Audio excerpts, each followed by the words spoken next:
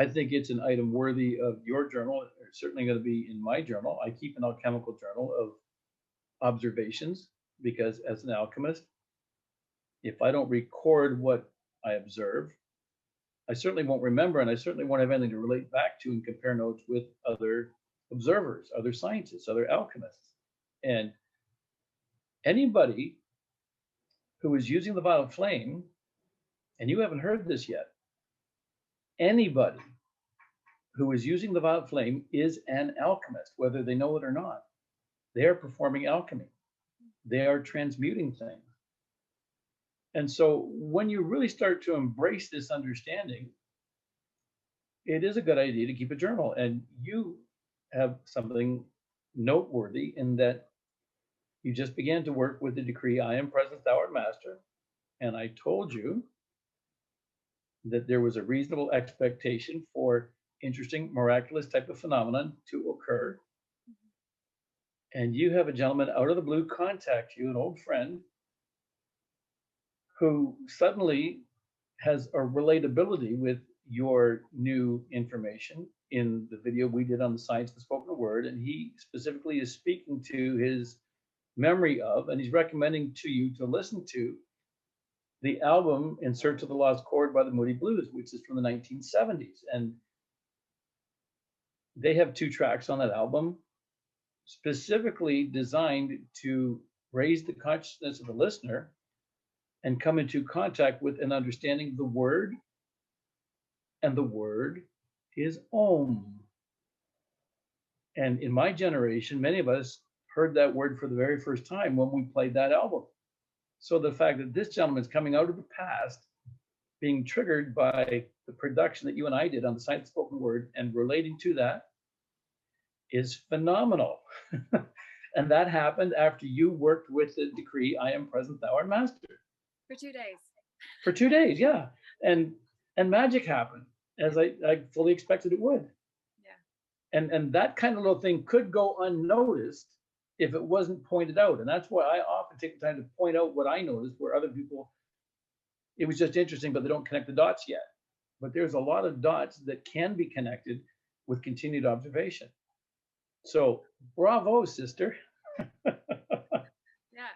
And brother who sent the message too, for being able to make that connection. I'm not familiar with the Moody Blues, but certainly I will check out those songs after. And they're on YouTube. Yeah.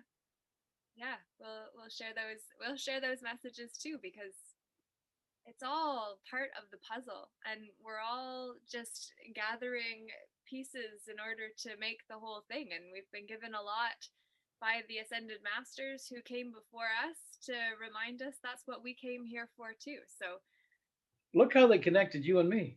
Yeah, absolutely.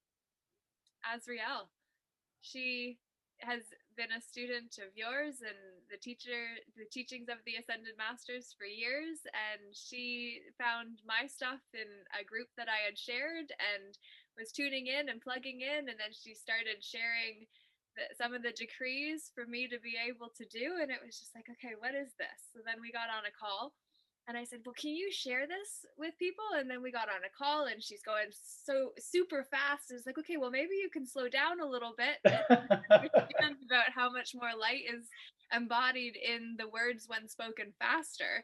And then she's like, well, I'm not maybe the one to help you in this process, and I'll connect you with Michael. So she did and gave me Michael's number, and then I contacted him right away, and we met up for a full day of teachings. And as we were connecting, it was just like, Michael, what you are sharing with me is invaluable, and I appreciate it greatly, and I feel like it could really leverage your time for me to be able to share what you're sharing with me with more people through my channel. So that's really how all of these came to be. So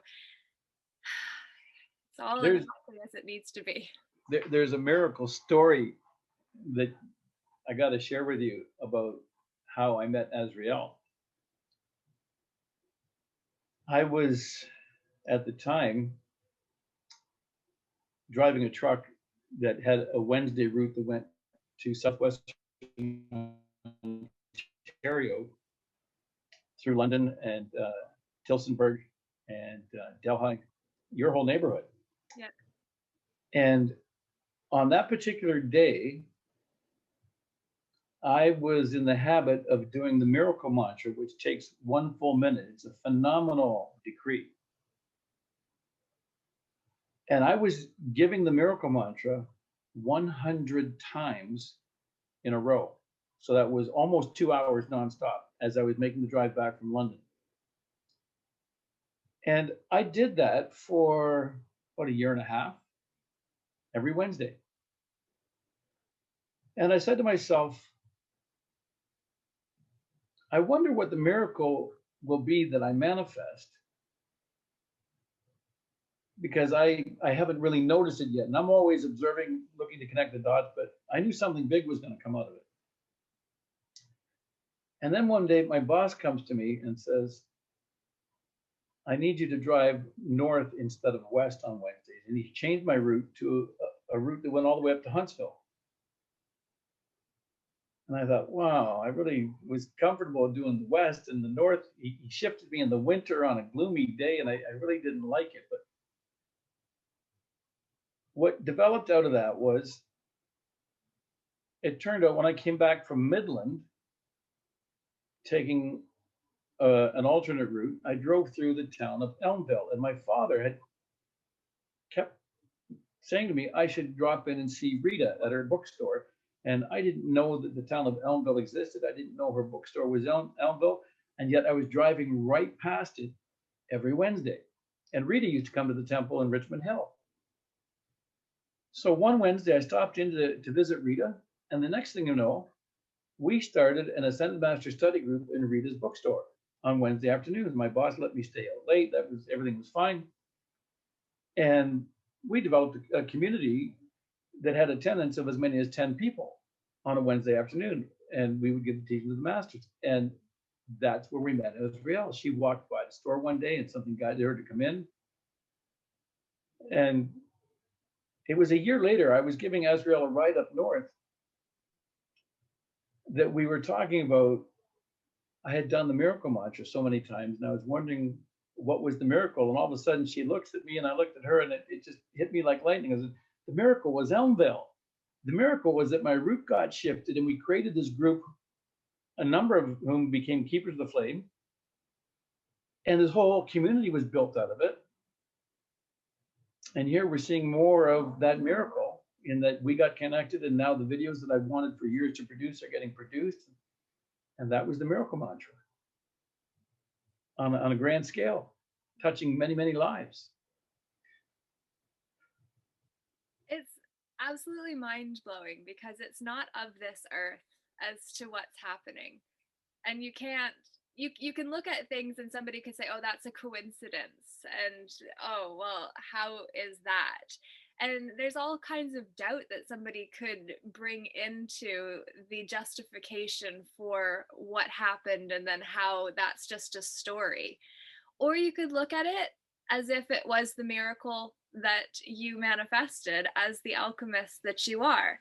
And it goes back to, I think it is A Course in Miracles reference, that you can look at everything as a miracle, or you can look at nothing as a miracle.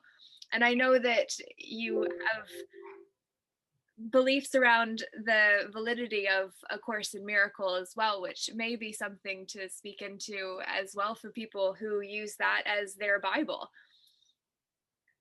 I'll save that for another conversation. There are many little gems that come out of many sources that do have value. And the masters have an interesting phrase that, for those who have faith, no proof is required. And for those who have no faith, no proof is sufficient.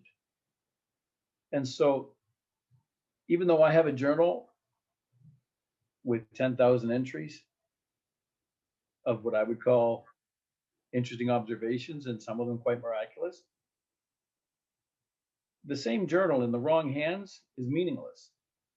And just, oh yeah, coincidence. And so people unable to really connect the dots or expand their ability to believe something. And And that's why for so many centuries, the teachings were kept in the mystery schools and symbolic and veiled language was used because the master said this is not for the profane. It's not for them to even pry into.